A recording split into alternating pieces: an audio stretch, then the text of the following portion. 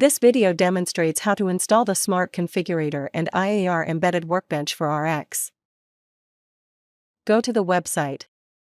Download the RX Smart Configurator and IAR Embedded Workbench.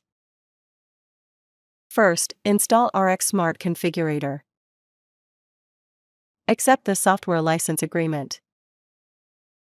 Select Components. Click Next button to start installation.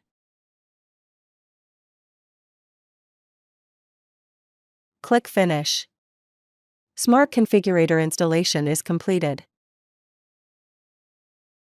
Then install IAR Embedded Workbench for Renesas RX. Accept the software license agreement. Select the default installation folder, or click Change to select a new folder. Select Features. Select Program folder. Click Install to proceed with the installation. Follow the instructions to install emulator USB driver.